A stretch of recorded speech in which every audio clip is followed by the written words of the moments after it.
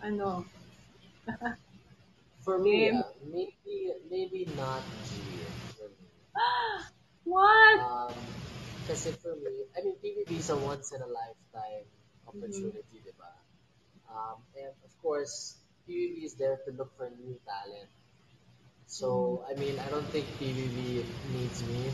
And I entered PBB, was able to prove to myself that, take away all the advantages and disadvantages I have in the outside world and put you in with a bunch of new people and how would you fare with them, diba?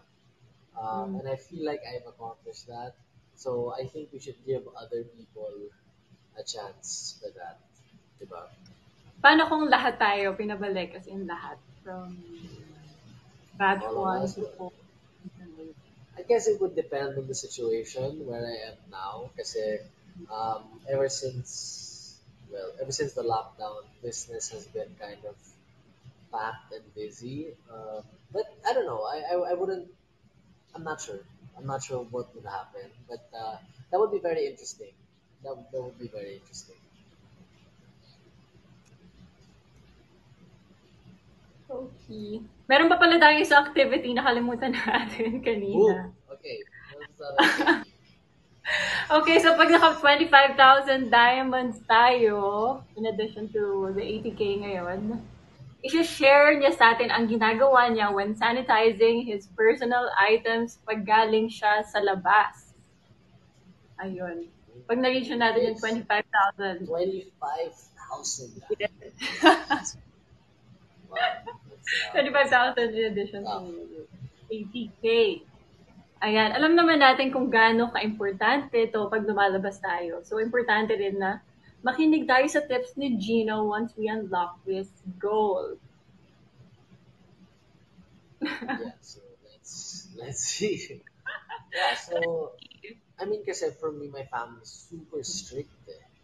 And I don't know, parang I think uh, compared to the others kasi like none of us are allowed to go out. And if we do, quarantine ka agad, whether you take a swab test or not, as in Well, kasi quarantine ka talaga. compound kasi kayo, di ba? Parang isang compound Yes, din kayo. So, kami din di kasi ba? isang compound. So, pag may lumalabas na isa, tapos pag bumalik sa bahay, ang sama ng tingin, parang, Yeah, di ba? So, parang di ba? everybody is distant and ano, Oo, parang ikaw yung masamang tao kasi ba't ka lumabas? Eh, ang dami-daming, wow. it's risky Yeah, kasi ang dami niyo sa isang compound. Di ba?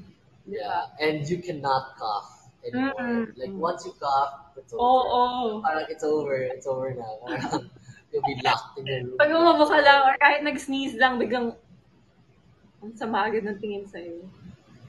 Diba? That's Nakakata. it's so difficult. It's so difficult, especially kasi compound kami. Mm-mm. So, yeah. And we talk to sila lolo every day. So, parang to put them at risk also is not so, I mean, you have to be responsible there. Is it raining sa'yo? It's raining super hard here. No, sa'yo yun. Narinig mo rin yung Oh. parang nag-static. Am I Narinig, static ba? parang. Pero ngayon wala. Kanina meron. Ngayon wala. Yeah, maybe it's the rain. Super lakas ang ulan. Umuulan dyan. Super, super. Signal number 3 nga daw dito eh. Diyan ba sa Oh, Manila? really? I'm not sure. I'm Diyan not sa sure. Manila, wala. Wala pa dito. I'm not sure. I'm not sure. Ayun, I haven't signal checked number the. 3 din daw sa Manila. Sabi. Yeah. Ikaw, Diana, how have you been? How have you been this past quarantine? I'm good. 7 months na ako dito sa province or 8 months ata. Since March. Would you leave the house or no? Have you ever left your house yet? Right Oo now? naman, oo naman. Kasi dito sa amin, hindi na masyadong dumadami yung cases. Hindi na sobrang Uh, strict. Pero syempre, every time I go out, ano pa rin, super cautious pa rin. Mask, lahat pa rin, naka-face shield. Pero, pwede naman na lumabas ngayon. Wala na rin curfew. Kasi, okay. na-test ang cases dito. Wala. Diyan ba sa Uh, QC? Sa QC, well, I mean, before it used to be super strict. Kailangan ng travel pass. But then now, I think wala na. So as long as you're in a private vehicle, you can you can go out naman. So kapag kailangan talaga, like sa shoot or sa to go somewhere, then pwede naman. But parang the hassle of when you go out, quarantine ka na naman for 6 days in your room. Parang it's such a deterrent for someone to go outside your house unless it's super duper um, important, diba? Pero Boss Gino ka naman eh. Pag nakita nila yung nagda-drive, ano po yun, kuya? Pag nakita ka mo, sige po, okay na. Come on. Okay na po, okay na po. Na, yung setup.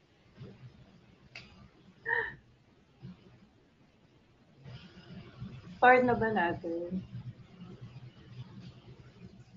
Oh yeah, so while we're waiting, um, what else? Talk about your thesis. Oh yeah, why don't you tell them about your thesis? Tell them about your thesis. What is your thesis about? What's your Grabe. thesis question? Ah, What's your thesis statement? Oh, practice Huwag na. na natin pag-usapan yun. Kinakabahan pa nga What? ako eh.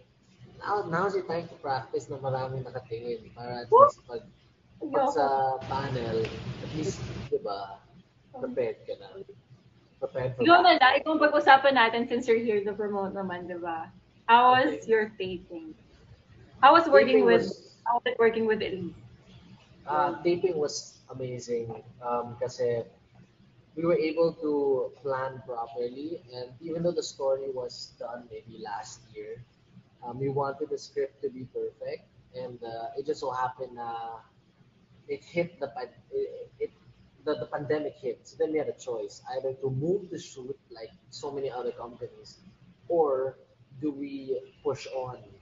So what we did was, even though it was a little bit more expensive, we booked an entire resort na lahat ng scenes kaya doon. Because this resort was huge. It had like a park, it had all the rooms, it even had a house inside, a mini house inside. And it had like, I don't know how many rooms, like 100 rooms. So parang, even though it was costly, we were able to bring everybody in, create like a bubble so that nobody would go out, nobody would come in. So parang it was such a safe environment. So everybody was able to work. Everybody was able to work, and working with Elise was such a parang it was such a breeze working with her. Um, I mean, it was the first time for me meeting her.